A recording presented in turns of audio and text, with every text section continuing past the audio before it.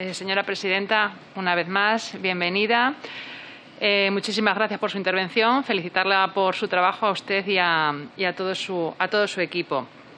Y como ha dicho el compañero que me ha precedido, dado que este bloque recoge la exposición del trabajo realizado para muchísimos informes de fiscalización, 17 informes de fiscalización sobre la cuenta general de distintas comunidades autónomas y distintos ejercicios, pues en 5 minutos nos resultaría imposible, ¿no?, detenernos en cada uno de ellos y poner de relieve aquellos aspectos más destacables o llamativos, entendiendo por llamativos los numerosos incumplimientos y omisiones que de forma sistemática y recurrente se vienen produciendo año tras año en esa rendición de cuentas.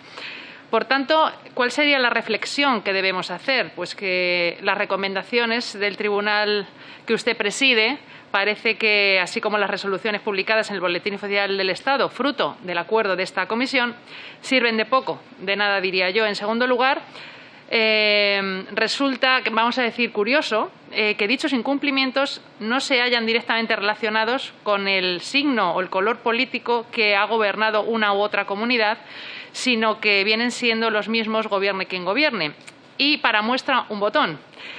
Me voy a detener a revisar las recomendaciones propuestas, por ejemplo, para una comunidad autónoma al azar. Pongamos, por ejemplo, Castilla-La Mancha, región en la que resido y de la que soy oriunda, ¿no? Una comunidad autónoma en la que históricamente ha gobernado el Partido Socialista hasta el año 2011, en que toma las riendas de la región por primera vez el Partido Popular y que extiende su mandato hasta 2015, año en el que de nuevo el PSOE recoge el testigo. Pues bien, si me remito al informe del Tribunal de Cuentas sobre la cuenta general de los años, por ejemplo, 2013 y 2014, dando un margen razonable al nuevo Gobierno regional entonces del PP, puesto que fue en junio de 2011 cuando este asume el Ejecutivo regional, ¿qué nos encontramos en las recomendaciones de su informe? Pues que son exactamente las mismas que en años anteriores y en 2014 nada cambia. Revisamos los informes sobre la cuenta general de los ejercicios que hoy se han expuesto aquí, 2017 y 2018, cuando ya gobierna el PSOE, y de nuevo, en esencia, las recomendaciones del tribunal siguen siendo prácticamente las mismas. Mismas deficiencias, mismos incumplimientos, misma reiteración por parte del Tribunal de Cuentas. Por ejemplo, se dice: no se deducen importantes avances en la implantación de las recomendaciones, por lo que parte de ellas se recogen nuevamente en el presente informe, considerándose que algunas otras, dado el tiempo transcurrido desde que vienen formulándose y la falta de acciones dirigidas a su consecución, no deben ser objeto de nueva reiteración. Es decir, el Tribunal de Cuentas desiste y les considera incorregibles. Y, señora presidenta, sumándome a lo que ya han dicho las personas que me han precedido en la palabra, cuando existe esta reiteración año tras año, las mismas recomendaciones sin avances, ¿se podría considerar a la comunidad autónoma en rebeldía? No sé, ofrézcanos alguna opción para tomar medidas en el asunto. Debe ser que los políticos, en este caso PSOE, PP, tanto monta, tanto, no tienen ni tiempo ni respeto ni al Tribunal de Cuentas ni a esta Cámara para detenerse en estas cuestiones, porque saben, como buenos profesionales de la política, que el incentivo o la sanción por hacer las cosas bien o mal es el mismo. Yo considero que es vergonzoso que a lo largo de casi un lustro las cosas se sigan haciendo mal y no se ponga remedio. Entonces, ¿dónde está la responsabilidad política? No existe. Y esto se llama hipocresía, pretender que los ciudadanos, y siempre lo digo, comisión tras comisión, cumplan escrupulosamente con sus obligaciones y las administraciones hagan dejación de sus funciones. Y es que en este caso las recomendaciones que se refieren son cuestiones muy importantes, como por ejemplo la no integración en las cuentas de todos los entes del sector público regional, es decir, falta de transparencia, no existe conexión entre el inventario y el sistema de información contable, no está regulado cómo elaborar el obligado informe de las fundaciones, empresas, consorcios y demás chiringuitos improductivos que ha de acompañar sus cuentas anuales, no se remite informe de seguimiento en expedientes sancionadores y de reintegro de subvenciones, y sigue siendo necesario modificar la norma para la ampliación de créditos y un largo etcétera. En 2 palabras, impresionante. Pues bien, tras la celebración de esta comisión presentaremos todos unas propuestas de resolución muy adecuadas y rigurosas que votaremos, instando a que se cumplan las recomendaciones del Tribunal para que los actuales o próximos gobernantes regionales las pasen por alto y sigan haciendo más de lo mismo. Desde luego les aseguro que si algún día, que no tardará en llegar, Vox tiene algo que decir en este Gobierno regional, muchas cosas cambiarán. Muchas gracias. Gracias, señor presidente. Muchas gracias, presidenta, como siempre, por los informes tan claros y tan concisos y con las recomendaciones tan claramente definidas. Este segundo bloque revisamos 2 informes de fiscalización de la contratación de comunidades autónomas y ciudades autónomas sin órgano de control externo. Hablamos de informes de 5 comunidades autónomas: Cantabria, Castilla-La Mancha, Extremadura, Región de Murcia y La Rioja, y de las ciudades autónomas de Ceuta y de Melilla. Llama la atención, en primer lugar, la referencia al marco normativo. Hablamos de un marco estatal donde se relacionan 11 referencias normativas en el informe de 2016-2017 y una más en el informe de 2018, que es la Instrucción General relativa a la remisión telemática al Tribunal de Cuentas de diversos documentos. Hablamos también de un marco autonómico. Se relacionan las siguientes normativas. En Cantabria, con independencia de la Ley de Presupuestos Generales de la Comunidad Autónoma, existen otras 6 referencias normativas. En Castilla-La Mancha, con independencia de los presupuestos generales de la comunidad, otras 18 referencias normativas en 2016-2017 y 5 en el 2018. En Ceuta, 2 referencias normativas, sus presupuestos. En Extremadura, con independencia de los presupuestos, otras 5 referencias normativas 2016-2017 que se reducen a 3 en 2018. En Melilla hablamos de un reglamento y los presupuestos de cada uno de los años revisados. En Murcia, con independencia de los presupuestos, otras 5 referencias normativas 2016-2017 que se reducen a 4 en 2018. En La Rioja, 15 referencias normativas en 2016 y 2017, sin encontrarse entre ellas los presupuestos, y 12 en 2018. Me resulta curioso que en ninguno de los 2 informes se mencionan los presupuestos de la comunidad autónoma y me gustaría saber la razón de ello. En fin, numerosa y diferente normativa entre las comunidades autónomas. Esta circunstancia fragmenta la unidad de mercado, limita la competitividad empresarial, aumenta la burocracia, acrecienta la percepción de inseguridad jurídica y amplía el riesgo de corrupción. En España, en 2013, existían más de 100.000 leyes y normas en vigor, 1 millón de páginas, de las que más de 67.000 eran autonómicas. Espero que alguna vez un Gobierno serio realice un estudio del coste para los españoles de este enjambre normativo. En Vox no les quepa duda que lo haremos. Confío, en aras a garantizar la independencia y rigurosidad, que este estudio sea realizado por organismos profesionales independientes como son la IREF o el Tribunal de Cuentas. Pero miramos también el caso de Europa. El caso de Europa, que las instituciones europeas se caracterizan también por la gran fertilidad en este campo. Aprueban 3.076 normas jurídicas al año. Es decir, 280 normas jurídicas al mes, 18 normas jurídicas al día. Este debe ser el concepto de Europa que a algunos les gusta, el de la Europa de la burocracia, de la complejidad normativa, de las normas excesivas y del bienestar de los políticos.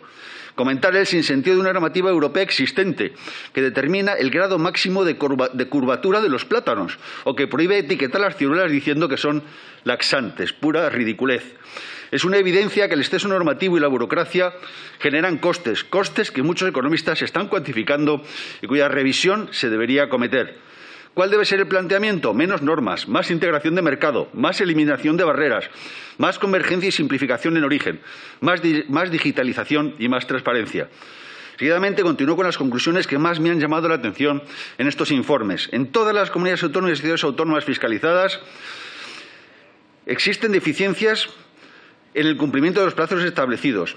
Se han observado deficiencias en la cumplimentación de los datos de contratación. Con carácter general, 2016-2017 y en 31 contratos en 2018, no se ha justificado suficientemente la necesidad de celebrar contratos. En diversos expedientes se menciona la ausencia de informes sobre estudios económicos necesarios para garantizar el precio del contrato. En algunos se habla del defectuoso cumplimiento de la obligación de incorporar al expediente el certificado de existencia de crédito. En algunos no se incluían los correspondientes certificados de ofertas presentadas. En fin, incidencias detectadas en los criterios de adjudicación, en la adjudicación y formalización de los contratos, incidencias con la ejecución de los contratos. En un alarde de optimismo, el Tribunal de Cuentas menciona que aprecia mejoras en el cumplimiento de algunas recomendaciones referentes a la contratación pública. No obstante, debemos preguntar, ¿qué consecuencias políticas tienen las incidencias detectadas? ¿Qué se desprende de la reiteración de las incidencias? ¿Qué interés existe en corregir las deficiencias? ¿Se ha evaluado la competencia de quienes dirigen los departamentos sobre los que existen incidencias? ¿Se informan los ciudadanos por parte de los partidos políticos con responsabilidades de gobierno en las comunidades autónomas de estas incidencias con los contratos públicos? ¿La existencia de incidencias en la contratación pública aumenta la confianza de las empresas y autónomos de la región en la contratación pública? ¿Se ha medido esta correlación entre incidencias y el índice de confianza empresarial? Muchísimas gracias. Muchas gracias, señor presidente.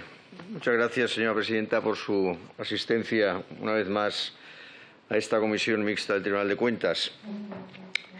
Somos conscientes de la veneración del artículo 6, no veneración, de la existencia del artículo 6 de la Constitución, ¿no?, donde se manifiesta a través de los partidos políticos la voluntad popular y es instrumento fundamental para la participación política. Y nos tememos, y estamos absolutamente seguros, de que si los partidos políticos al día siguiente de las elecciones hicieran un descanso hasta las próximas elecciones sin mayor actividad que los propios afiliados hiciesen sin mayores subvenciones, pues tendrían más descanso pacífico el Tribunal de Cuentas y posiblemente muchos de los responsables de los partidos políticos.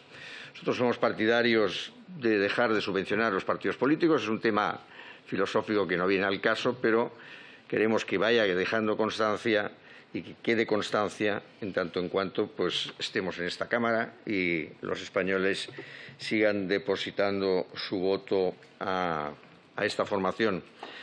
Y no es baladí lo que decimos, porque de alguna forma esa participación y ese ejercicio de la actividad libre que se dice en el artículo 6 viene condicionado después, como es lógico, por la ley, ¿no? Y entonces la ley nos comprime a todos en una serie de obligaciones que, bueno, se cumplen, creo que de forma mayoritaria. Hay errores